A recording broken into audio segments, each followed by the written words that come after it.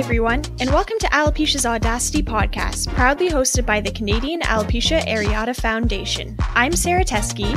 I'm Crystal Malcolm. And I'm Lauren Harrison. We're here to offer you a breath of fresh air from those without hair.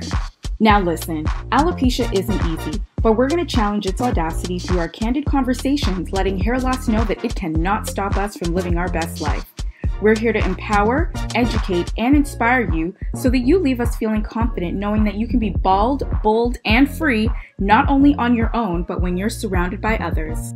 On behalf of Canadians who have been diagnosed with alopecia areata, CANAF promotes awareness, education, raises funds for research, and so much more for those affected by this autoimmune disease. You can find CANAF on Instagram, Facebook, Twitter, and LinkedIn at CANAF. That is CANAF, and learn more about our organization at canaf.org. On our homepage, you can subscribe to receive our monthly emails, and we'll send you updates on our latest episodes as well as other alopecia news and event updates. Hey everyone, thanks for joining us for another episode. We are super excited for this one because it's all about glowing from within when you have alopecia. This discussion is so necessary because when it comes to hair loss, it can be difficult to find inner beauty and peace when trying to navigate the highs and lows of this disease. But our special guest, Joy Blenman, is here to share her incredible journey on how she was able to find beauty beyond the strands. Joy Blenman is a senior content designer at Shopify, where she uses her passion for tackling creative challenges to craft engaging content. Prior to her marketing career, Joy worked as a journalist. With over 10 years of professional writing experience, Joy has a wealth of knowledge and skills in crafting a wide variety of content from news articles to national ad campaigns. In addition to her professional pursuits, Joy is also the founder of Joyful Beauty, a beauty and self-care platform designed for people with alopecia. The platform is a reflection of her passion for helping others and her desire to make a positive impact in her community. Thanks so much for joining us today, Joy. Yeah, thanks for having me. Absolutely. Thanks for coming. Can you first take our listeners on your journey with alopecia right from the beginning? Yeah, so the beginning of my alopecia story is kind of the beginning of my story because I was diagnosed actually as an infant. So when I was approximately 13 months old, my mom says she came into my room and she saw just little clumps of hair in my crib. And it was really, really scary for both her and my dad because they just had no idea what was going on. And then probably slowly, within like about a month, almost essentially all of my hair was gone. So at that point, my parents brought me to like my family doctor. They brought me to different specialists and eventually brought me to Sick Kids, which is the children's hospital in downtown Toronto. And they ran a bunch of tests just trying to determine what was going on because at that time in the early 90s, there just really wasn't widespread awareness of this disease, especially with kids so young as I was at the time. Eventually, the diagnosis came back as alopecia. And so at the time, I think it was something closer to alopecia areata, which of course we know is like characterized by bald spots, circular clumps of hair missing, etc. But over the years, it's kind of escalated and it's moved slowly from areata to more like universalis. So now I don't have eyelashes or eyebrows in addition to not having hair on my scalp. And I've probably lived with universalis now since I want to call it like my late teens or like university years. Yeah. Yeah. So you had it right from when you were very, very little. So I feel like for someone like me, where I remember losing all my hair, were you young enough that you don't remember losing your hair then? Yeah, I don't remember losing my hair. It's kind of odd to see baby photos or toddler photos of me with hair because I just don't really have any of those recollections. And it's funny because I was basically born with the afro, so I had like so much curly hair. So it's just such a contrast. It is kind of weird to think that I did have hair. But even though like I don't have memories of having it, I still am always like not thinking about it, but I'm always still mourning it. Like even though I don't remember it happening, it still affects me. Like I still feel like I'm still grieving it because hair is such an integral part of, I think, a woman's beauty identity or just an identity in general, right? I feel like, especially within the Black community, there's just so much. Our hair is like very much like our crown, and so it was really odd growing up not being able to like get braids, just not looking like anyone else growing up, and even still now it is really really challenging. Did you have any role models at that time when you were that young? Did you have anyone to look up to? From an alopecia level, no. There's people that I looked up to who kind of inspired me from their bravery in general or the way they carried themselves, like my mom included. But I would say in terms of representation in the media, representation in storybooks, or even just knowing someone else who had gone down that path, who also had experienced hair loss, I wouldn't say I had much of that community. And that was really, really difficult, actually. It wasn't until relatively recently, like the last 5 years, that I've actually even like met anyone who has alopecia in person or that is open about having alopecia rather, because often people who have alopecia, it's kind of like a hidden thing. There's like a lot of shame, especially about not having hair. It's almost as if it's like your fault, like, oh, it happened because you were too stressed, or it happened because you weren't eating right, or you just feel like, oh, you can't be out about it because you feel unworthy or you feel ugly because you don't have hair. So it's funny, actually, I kind of want to correct that, because sometimes when I've disclosed to people that I have alopecia, they in turn may say, oh, actually, I have a very like mild form, or I used to have it or whatever, and I may not have known, because often I think people live with it kind of like in the shadows. Right. For our discussion today, we're talking about glowing from within, right? So it's going to be incredible to hear how you found ways, I mean, without that kind of support so young, growing up and finding ways to really embrace yourself and radiate such beauty today. Oh, yeah, it's a journey for sure. Absolutely. And Joy, you had mentioned like just being a woman of color myself. And as you know, our hair is in essence like our crown. It's, we showcase the latest trends. It's like how we connect with family and community and that sort of thing. Did you find it difficult to find ways to connect with the community, even though you lost your hair? Because, in essence, it's a part of our roots, so to speak. Do you know what I mean? And I think we play such a predominant role in the beauty industry when it comes to wig purchases, lash purchases, sponsorships, anything that's like relevant to external beauty when it comes to like different types of extensions and stuff. Did you find it hard? To a certain degree, I would say more so even just connecting with women to a certain degree on that. So for example, I know a lot of people when they're younger, or now also when they go on vacation, like to go get braids, and it's such a ritual. You go see the braider and you're there for almost 6 to 8 hours. I never really experienced that. Or when people talk about like wash day, or how important it is to have certain products on vacation, or even just being able to help braid their little sister's hair or their cousin's hair, or all of that. Those are things I've learned later in life, but I couldn't really relate or resonate or participate in that, because those weren't things that I ever like really learned to do, because I never had my hair braided as a child. And I even think about when I have kids in the future, that's something I'm going to have to like maybe even get lessons on and go through. And it's just little things like that you realize were just so affected by hair loss for me, because these are actually such like cultural, I didn't want to say pastimes, it's just so ingrained in our culture. And so it was a little bit hard, and it's still a little bit odd to be an outsider in those conversations. But at the same time, I've learned that like if I ask people questions, or I lean in, or I'm like, oh, can you teach me this? People are always like more than welcome to educate you and bring you in on those conversations. I think to a certain degree, the onus kind of is on you to participate, or to educate yourself, or to lead into that. And I think that kind of like translates beyond even just like educating yourself about like your cultural practices. I think even talking about like beauty rituals, it was like, okay, I didn't necessarily know how to do wigs, but like once I asked my cousin's friend, like she was so happy to like give me like a wealth of tips and tricks. So Mm-hmm. I think honestly, the thing that was most transformative for me was honestly to just like give myself that agency. It's like, yes, I am being excluded, but like, how might I put myself into the conversation rather than just constantly be on the sidelines? The sidelines. Mm-hmm. Correct. Yeah. And I think it is hard to do that.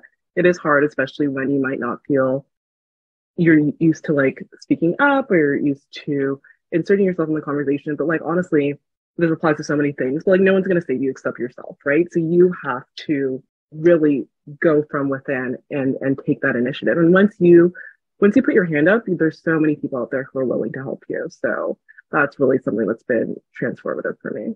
Absolutely. I could totally resonate with that because I mean, I didn't start losing my hair until my late teens, early 20s. So I did have the experience with sitting with the neighborhood braider for 12 hours, getting my braids done and going to the hair salon. But then it's like that stark contrast because that's now taken away. Like it's no more.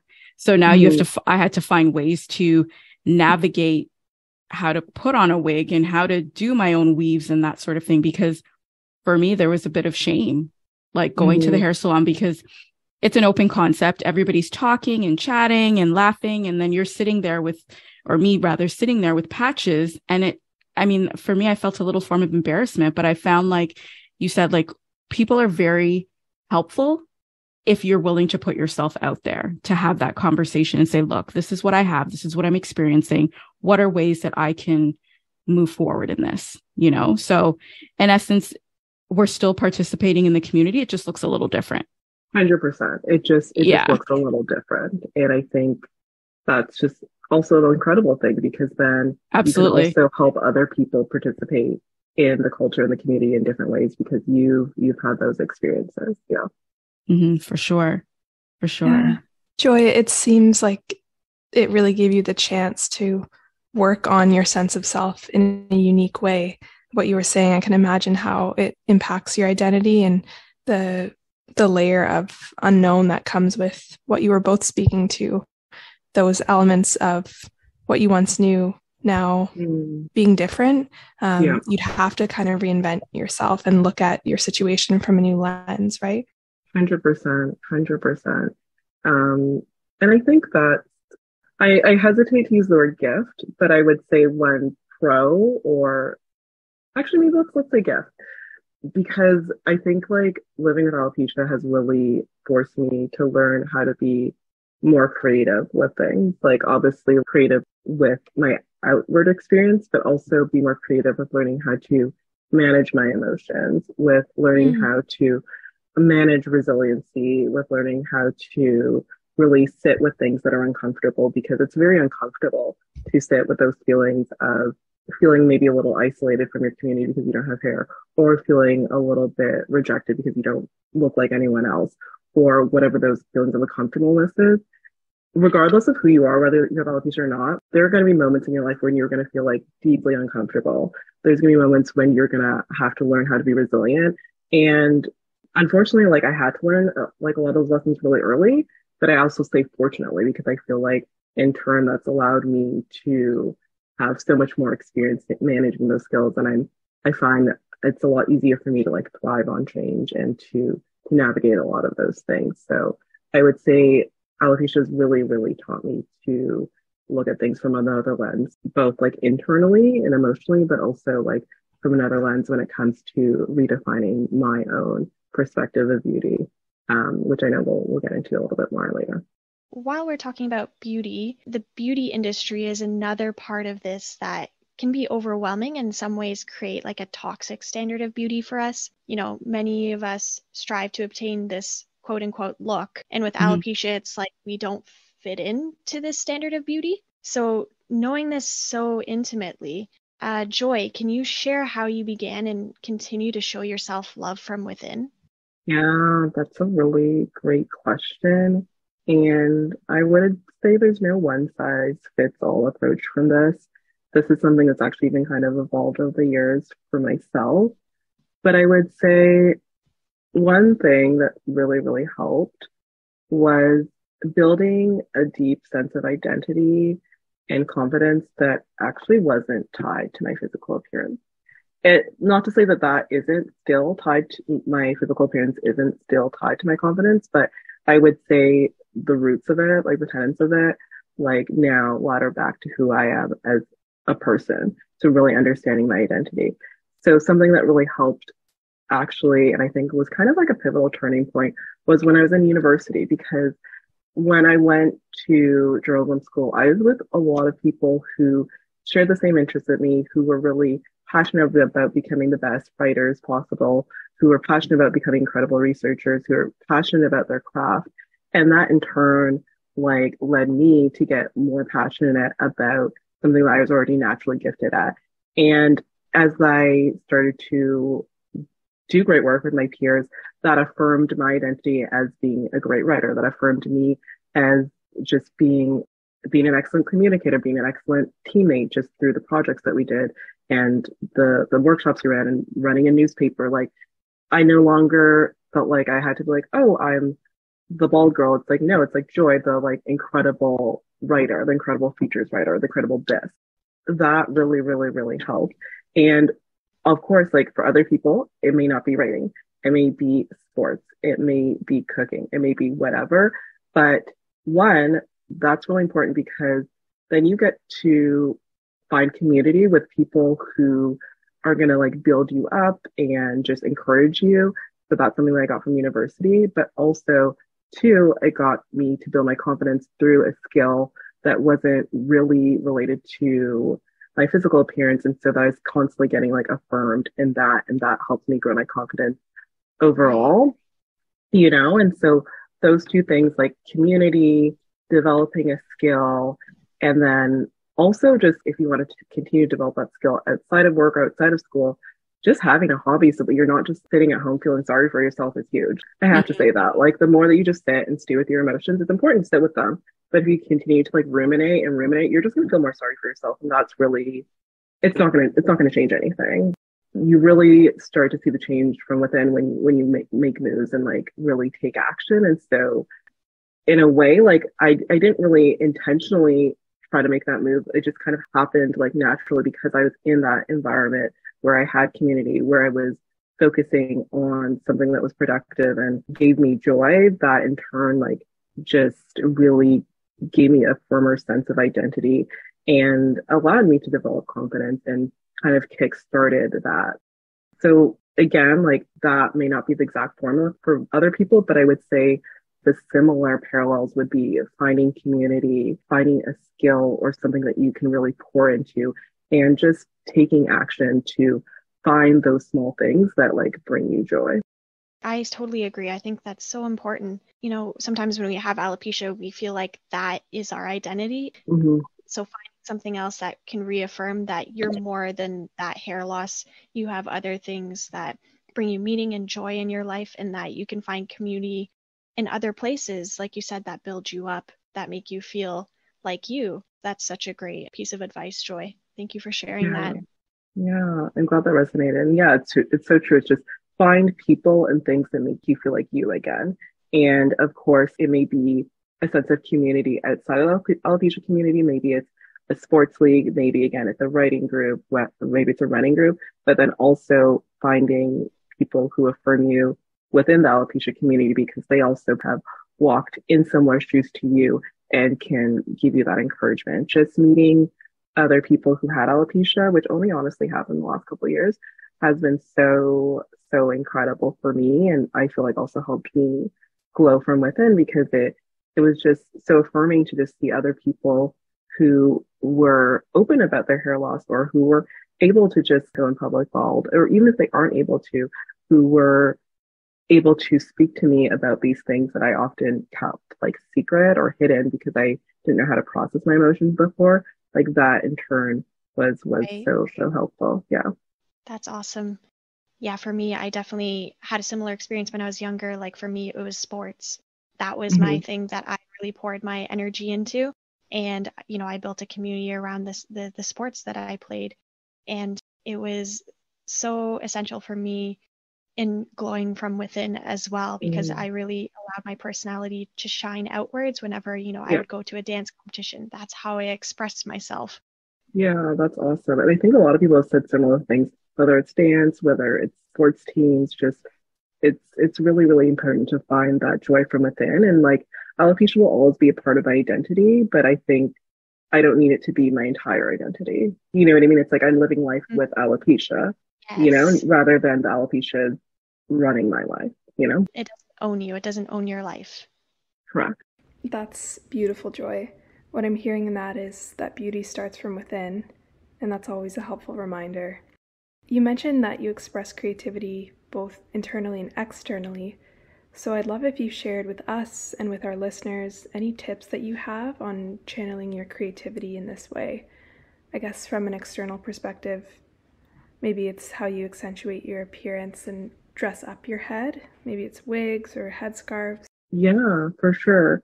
I'll start like without wigs. I know this is like unique, and I know, of course, it takes a while to get into a point in your alopecia journey where you are able to go without a wig.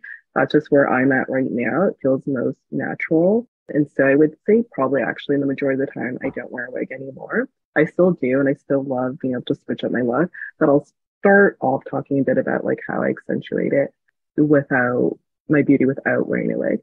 So I always say your eyes very much are the window to your soul. And so really, really, really playing up your eyes is really, really pivotal, especially if you have lost your lashes or your brows to alopecia.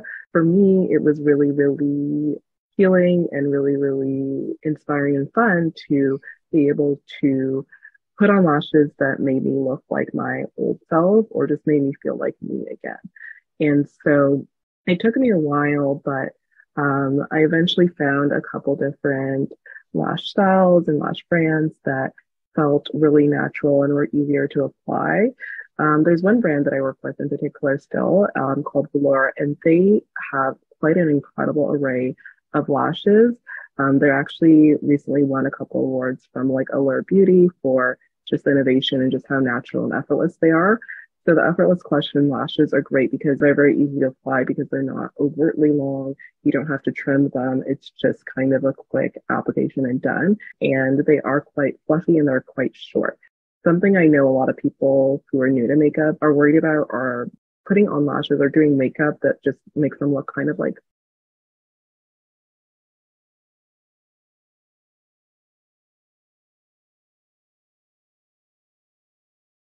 so finding a product like that was really transformative. I remember my friend said this recently. She's like, I feel like I don't wear makeup, so whenever I do, I look like a clown. Knowing that the products were well made, so I didn't have to do it that are really, really natural. Like falling off when I was like on a Zoom call for work or falling off when I was like at like a birthday dinner or anything. And so that was really transformative. And actually, last summer I went swimming for my birthday and we had rented a boat.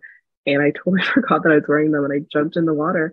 And I came out and they were still on. And it was just like, wow, just being able to feel like me and feel confident that like it's just going to stay on was really, really transformative. So if you are new to lashes, I encourage you to check out Flora. And they also have magnetic lashes, which are another great innovation. Sometimes people are not great at using like the regular glue. It does take a little bit of time to learn how to get the timing right. And so if people are scared of like, I don't know, gluing their eyeshadow or they're scared of taking too long, like magnetic is also a great alternative because it's super simple.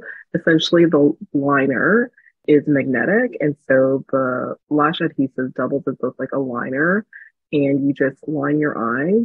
There's no waiting period. You just automatically just put it on and it should stick. And so that's really, really a great tool for beginners. A great tool for younger people as well. I haven't tried the magnetic ones. I was wondering if do they stick as well as the ones you use with glue? I would say the ones that you use with glue, in my opinion, are a little bit more long wearing, but I would say for like, definitely from like a waterproof perspective and long wearing perspective, I would prefer the ones with adhesive, especially if you can get a good glue, like the one from Velour or a good lash that will stick and is good quality. But I would say if you wear lashes for a short period, 6 hours or so, I would say 6 to 8 hours, I would say then the magnetic ones are a good alternative. And I would say the trick is to really make sure you add quite a bit at the ends because if anything, even with the normal strip lashes, if anything, a lash is going to come off, it's going to be because there's a bit of wiggle room at the end. It usually peels from the end, usually actually the far left or right corner. So I always like double up on putting extra adhesive there, both with the magnetic lash and with the regular adhesive. Oh, another great thing actually with normal adhesive lashes, a great tip I learned is to actually just cut the lash in half because whenever an object is smaller, just like it's less likely to just come off like altogether because that way there's two different ends that are like really clumped down. And that's actually quite nice also if people also want to cut their lash to be a little smaller because they want more of a half lash and want a slightly less dramatic lash. So that's something that I learned actually from a makeup artist who does a lot of makeup for like Caribbean carnivals and stuff. You're like out in the heat all day, you're sweating, you're jumping, you're moving. And she was like, that's just like the way to keep it on all day. And I started doing that and I think she's right. It really, really, really helps. So that's another great tip for people who might be nervous about the possibility of it coming off and want that extra reinforcement or who want to make it extra, extra natural by cutting down the length of the lash. You can honestly just cut it immediately in half and then glue it on as two separate parts. And that's a quite nice alternative there. That's a fantastic tip because I just recently, as you know, because I've messaged you and I'm like, Joy, I don't know what I'm doing. I recently just started to get the hang of applying strip lashes because I would do the individual ones just because I felt like they were a little bit easier for me to navigate. Mm-hmm. But cutting it in two, I would have never thought to do that because my biggest concern is every time I put the strip lash on, the end and the inner corner always seem to lift first. And on windy days, I'm like, why does it feel like I'm fluttering? But I realized it's because my lashes are lifting. So I'm definitely going to try that. And I was going to ask you, how long should somebody let the glue sit before starting to apply it to the lash? And would you recommend adding a little bit of mascara before lash application? Oh, that's a good question. So basically, you don't want to put the lash on until the glue is quite tacky. Okay. So for me, because I don't have any lashes, I actually just put the glue straight onto my eyes. And then I also put the glue onto the lash. So I put it, once I line my eyes, I put a very thin strip of glue, like transparent glue on top of my liner. And then I also put a very thin strip onto the actual lash. So that also double enforces it. Okay. And also if I'm in a rush, it helps like speed up the process, I find actually. So at least with the blower one that I use, I'd say call it within 15 to 20 seconds. Usually the glue should be tacky enough for you to just go in. Okay. If you want to expedite the process, I don't know if you have one of those little personal fans, like the Amazon fans that you can bring outside when it's really hot. Those honestly, those are a great tool for makeup. Like you'd want to dry down concealer, literally just take it. I wish I had a fan. Yeah, and it'll dry it real quick. So I also like to do that too. If I don't feel like waiting or I want to guarantee it, that's a good way to dry it down. And then your second question about the mascara, yes, definitely. If you still have lashes, I would say put on the mascara before, like a little bit, just like one quote, because that'll make it a little bit more visible where your natural lash line is.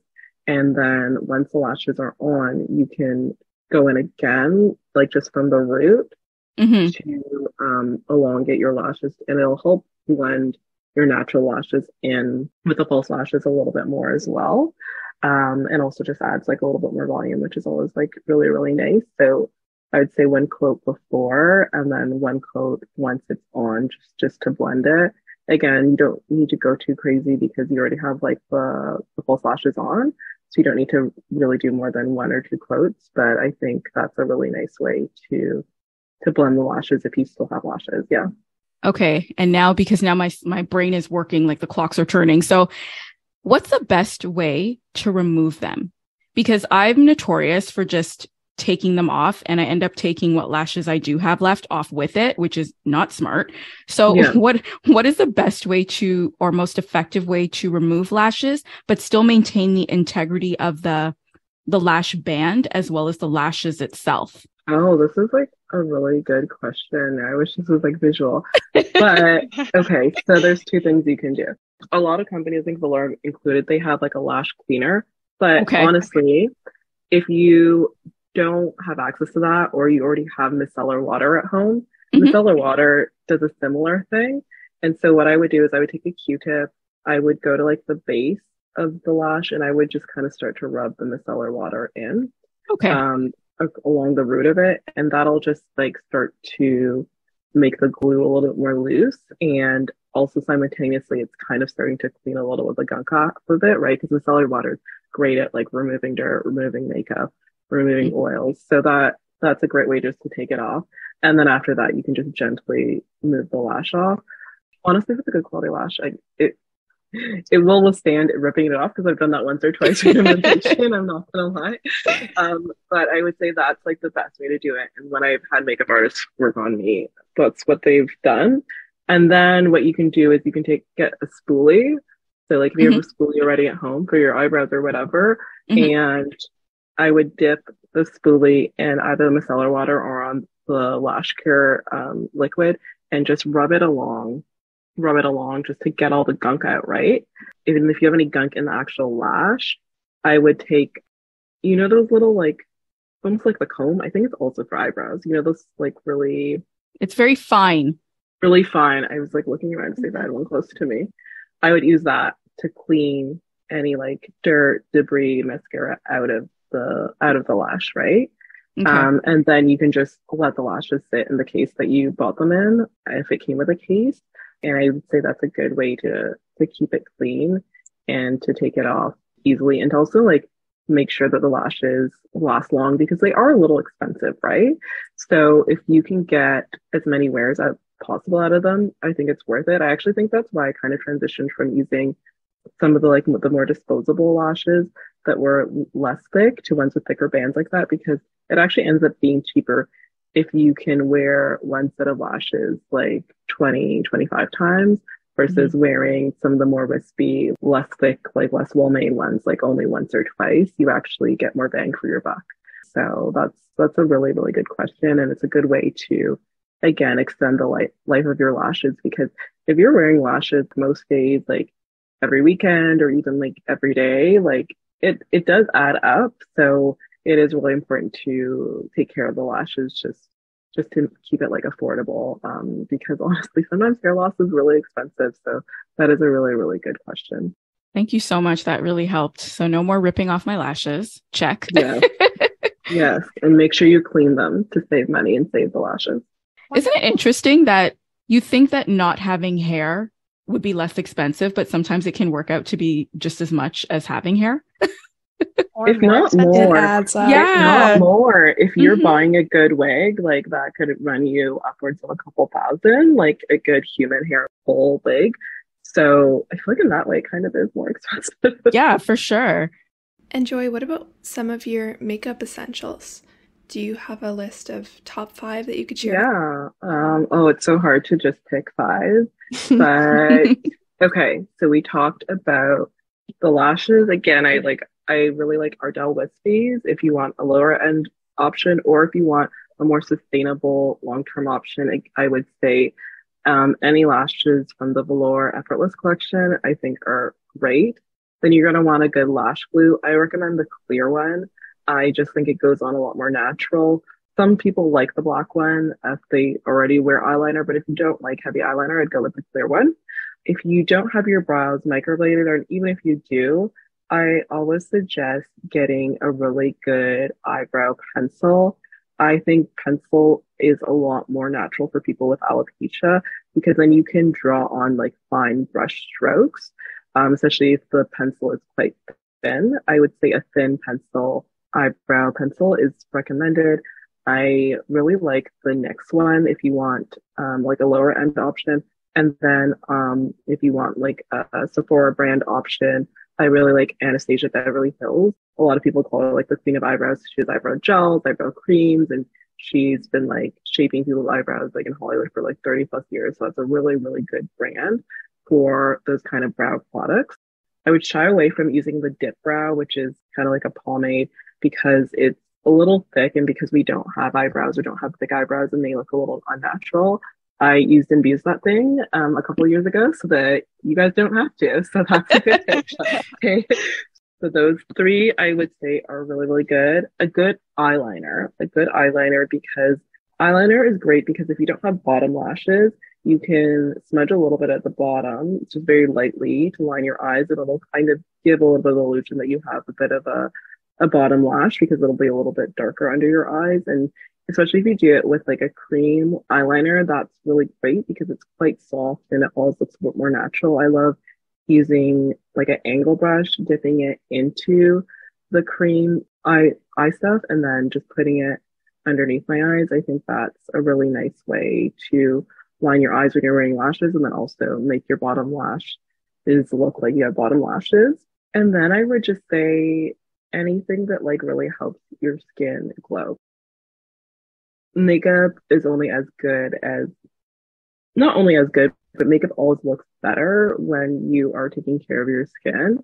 And so I would say having a really good cleanser to take your makeup off at the end of the day, but also a cleanser that has something like a hyaluronic acid that's going to give your skin moisture, I think is another must-have product, I think, for someone with alopecia.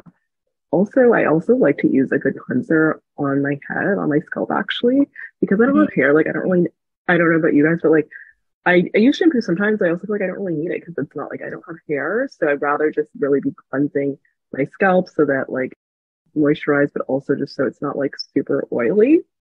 Do you have a favorite exfoliator? Because I exfoliate my scalp. I forget the name of it. It starts with a V. You can pick it up at like Shoppers Drug Mart, but it's a very lightweight exfoliator and the grains are very fine. So it's very gentle on the scalp. Do you recommend people exfoliating the scalp as well? And then following up, like you said, with like a good moisturizer and that sort of thing? Like, yeah, I would definitely say I think it's good. Not anything, but most of the things that you do to your face, I do to my head because it's really just one extended canvas at this point, right? Right. So just continuing to make sure you're exfoliating that skin so that it is smooth, continuing to moisturize it. I think all those things. I even do serums sometimes, do even like the serums and stuff. It's kind of like really fun self-care. So definitely I think exfoliating is a great way to help take care of your scalp. If you're going to more of any of the chemical exfoliants, like talk to like your skincare provider or your healthcare provider before exploring that. Okay, perfect. And then I kind of wanted to shift focus just a smidge because we know self-care is also very important when it comes to glowing from within. So I just wanted to ask you, how do you ensure that you're the star of the show? So do you like take yourself out on solo dates? Do you go to the spa, maybe chill at a park, curl up with a good book? Like, what are maybe simple things that you can suggest to our listeners to ensure that they're making themselves a priority in spite of alopecia? Yeah, that's a really, really good question. Well, there's a couple different things. I would say one, just making space to kind of express my feelings because even though I've had alopecia for almost exactly 30 years now, I still have moments where it is still really draining or I maybe feel a little bit sad or left out. Those feelings never completely go away. They decrease, right, as you get more confident, but there will still be moments in life with many things where maybe something might trigger you or you might feel a type of way about something. So something that's really helped has been taking the time to journal in the morning or journal when I want that alone time just to get those feelings out. And then also another part of self-care for me is that like I regularly am in therapy and I feel like having someone to speak to about it, just that objectively who really has the language and the tools to talk about it has been really helpful. That's a big part that's really helped me. And then when I'm at home, I think just having that time away from screens to either do that like skincare routine or even just to do my makeup, like those things really feel like great self-care. And then lastly, like anytime I move my body, it just gets like the serotonin up. I don't know, like it's just my favorite thing. Like I'm not like the biggest fitness person, but like even just going for walks, like doing my yoga, just gentle movement for me just feels really, really nourishing. And I always like leave that feeling a lot better and I just feel so much more calm after I've gotten my movement out. Like it really, really, really clears my head so much. And I would encourage people to do that. For years, actually, my dad was always like, just move your body. And I was like, no, it's not that simple. But like, in a way it is. It really, really, really is a big, big help. So I'd say that gentle movement, that off-screen time, and just having a safe space, either with someone or with your journal to process your emotions really, really helps. I love that. Ladies, what do you guys do to self-care? I love meditative activities like walking, journaling, actual meditation, drawing, things like that. Kind of get me out of my headspace and just find that glow inside of me. Sometimes I make excuses not to take care of myself or not to make myself a priority. So I actually plan that time for myself. Like I write it into my schedule. So like I write, my gym slot into my schedule. I write when I'm going to journal or when I'm going to meditate. And that really helps me like make myself a priority. Because sometimes it's so easy to get caught up in other things like work and other life stuff, and you forget about yourself or you put yourself on the back burner. So that's kind of one of my keys to making myself a priority, is just really planning that time and actually writing it into my schedule and then sticking to it. And for me also, it's really important to be in tune with my own needs and not feeling guilty about providing them to myself. I don't think anyone should ever feel guilty about giving yourself something that your body needs. So I always make sure to ask myself what I need and to just give that to myself. Every day I'll say, Sarah, what do I need today? And I will make the time for it. It wasn't always like that, but over time I've learned how to prioritize myself and give myself those essential needs so that I can continue to show up for others and to glow. How about you, Lauren? So I would echo what's already been mentioned with movement and with meditative activities, because I think they're great strategies. I've found them really helpful for my own self-care. I really love going for walks to disconnect and appreciate all the beauty in nature. And I love weightlifting and even yoga as a movement practice. Lately, I'm practicing more actively and I'm also changing my perspective.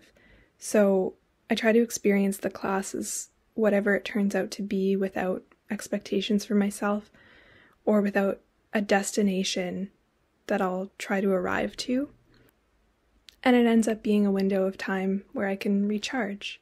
Cooking as well, to me, is self-care.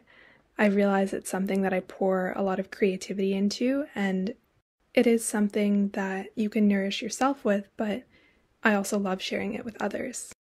Yeah. I really like the focus, like I think most of us have had on kind of like soft and gentleness with ourselves.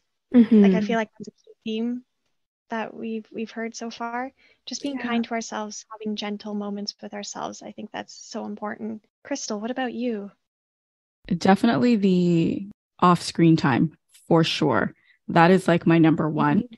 And I recently just learned to swim, so I actually enjoy being in the water now. So I recently joined the So I recently joined the YMCA. So I love doing aquafit. That's like my go-to, and just going to the gym. And I love to read.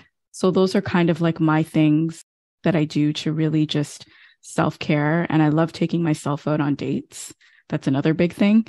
Whether it's a coffee shop or trying a new restaurant, just somewhere that I can just enjoy my presence and enjoy myself. Pretty chill. Chill, but important. Absolutely. Important. So true. I feel like chill is never a bad thing. I feel like the chill things are usually like actually the best things. So yeah, Joy, talking about where you were in the beginning, growing up with alopecia up until now, is there anything you would do differently in your journey in terms of how you showed up for yourself? Oh, that's a big question. I would have sought community earlier.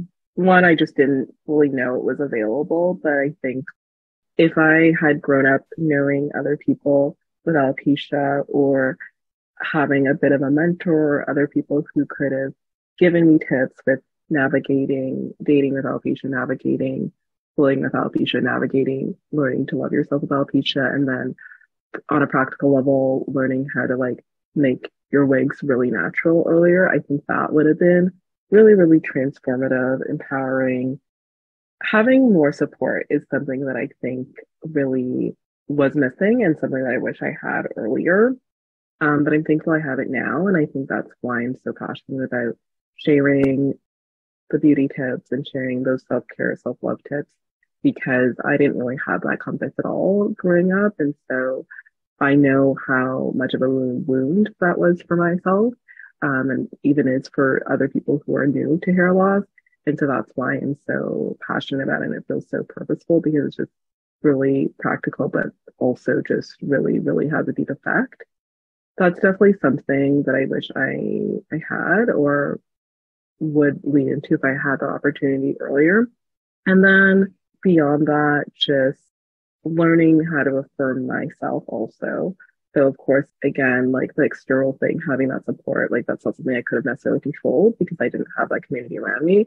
But I would say just leaning into those things that gave me joy outside of my physical appearance and affirmed my confidence outside of my personal appearance, I would say just learning to lean into those things earlier. And so I think that you mentioned for yourself, Sarah, that was like dance and soccer.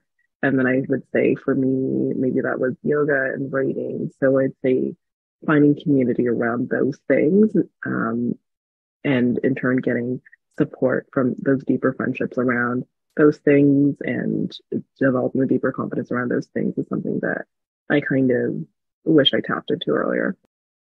And it's unfortunate because we do hear that quite a lot, like with CANAF, how people wish they'd found us sooner. Definitely. So that's something that we're really working on. One of the reasons why we're doing this podcast, to try and reach more people who are needing support in that way. 100%. But yeah, I think community really does make all the difference. Sometimes when you can't find confidence in yourself, others can find that for you, right? And help lift you up. Yeah, like I said, I think I only came to know about CANAF when I was in my 20s. So I think it's just so incredible that there's a generation behind us who can grow up with CANAF through their childhood, through their teen years, and even for people who are new now to have access to these resources. I think the work that you all are doing is just so impactful because community really, really is so transformative, so important to have that tribe. So yeah, I just absolutely love all the work that you guys are doing here. Yay. Joy, this has been such a fun and insightful discussion, and I'm so happy that you hopped on our podcast to share your experience with our listeners. Can you tell us what's next for you and where our listeners can find you to keep up with you on your latest and greatest? Yeah, definitely. So as I mentioned, on Instagram, I'm at joyfulxbeauty, and then my website is joyfulbeauty.ca.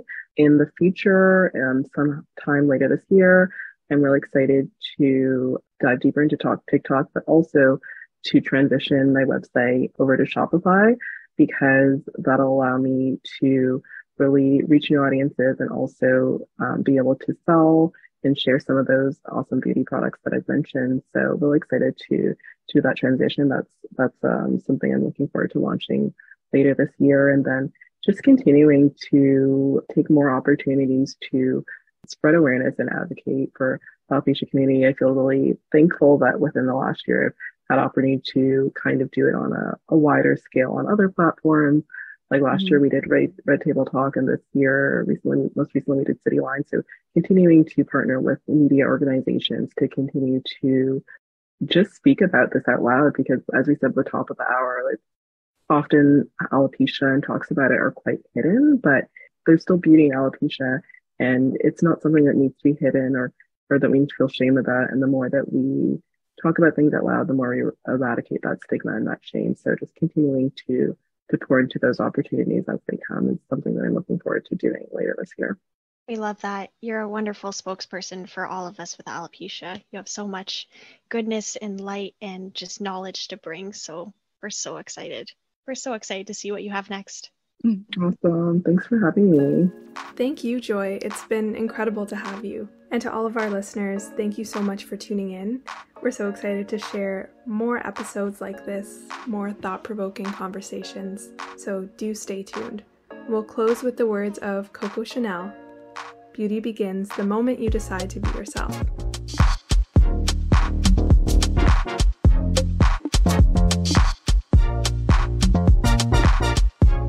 Thanks for listening to this episode of Alopecia's Audacity, proudly hosted by CanAF. If you enjoyed it or learned something new, please rate us 5 stars on Spotify, Apple Podcasts, or wherever you might listen to your podcasts.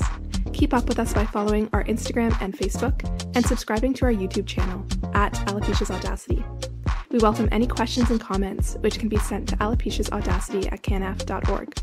You can also sign up for our mailing list at www.canaf.org. Stay tuned as we release new episodes on the third Wednesday of every month.